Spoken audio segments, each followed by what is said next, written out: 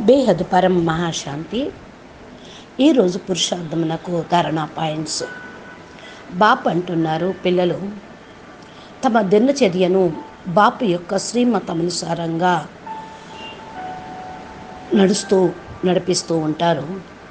మీ యొక్క ప్రతి ఒక్క అడుగులో పదమాల సంపాదన ఉంది. పిల్లలు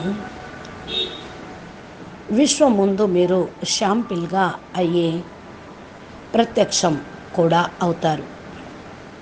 మీరు కూడా ఆల్రౌండర్ పార్ట్ ప్లే చేయాల్సి వస్తూ ఉంటుంది.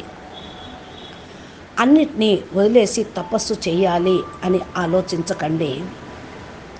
అన్నీ చేస్తూ అందరి మధ్యన ఉంటూ డబల్ లైట్ స్వరూపంలో, అనగా నేను లైట్, పవర్ఫుల్ లైట్, పరం ప్రకాశము, పరంజ్యోతి, పరమేశ్వరుడు యొక్క సమీపంలో ఉన్నాను అని మనసులో పూర్తిగా నింపుకొని తేలిగ్గా ఉంటూ ఉండాలి.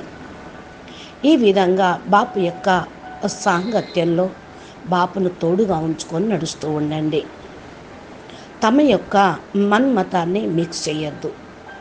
పిల్లలు, మీరు ఎప్పుడైనా సరే పరంపిత పరమాత్మ స్మృతిలో బాపు మరియు పిల్లల యొక్క సాంగత్యంలో ప్రతి ఒక్క అడుగులోనూ కళ్యాణమే ఉన్నది అని భావించండి.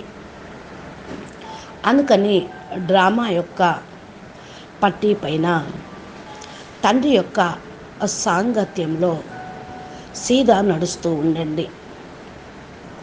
ఏ యొక్క క్వశ్చన్ అనేది ఉండరాదు.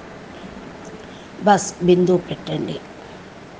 మీరు తమ గమ్యానికి చేరుకోగలుగుతూ ఉంటారు. పిల్లలు, స్వయం లైట్గా భావించండి. సుప్రీం లైట్, పరం ప్రకాశము దగ్గరలో కూర్చోండి. తోడు బాపు యొక్క పరం ప్రకాశం యొక్క బేహద్ దాదాజీ యొక్క తోడుని అనుభవం చేసుకోండి. నేను ఆత్మ, చాలా పవర్ఫుల్ ఆత్మను, శక్తిశాలి కిరణాలు నా మీద పడుతూ ఉన్నాయి అంటూ పరమాత్మని యొక్క ప్రేమలో లవలీనం కండి. ఈ యొక్క ప్రేమ కిరణాలు నన్ను అత్యంత శీతలంగా చేస్తూ ఉన్నాయి. నేను నిస్సంకల్ప స్థితిలోకి వెళ్తూ ఉన్నా. ఈ స్థితిలో అత్యంత ఆనందము లభిస్తూ ఉంది. పిల్లలు, మాటికి ఈ అభ్యాసమే చేయండి.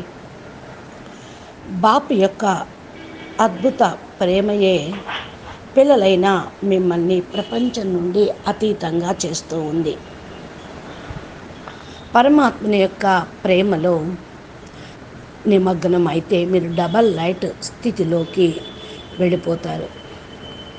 ఈ స్థితిలో మీరు అన్నిటినీ కూడా మర్చిపోతారు. అన్ని విషయాలు కూడా అతీతంగా అయిపోతారు.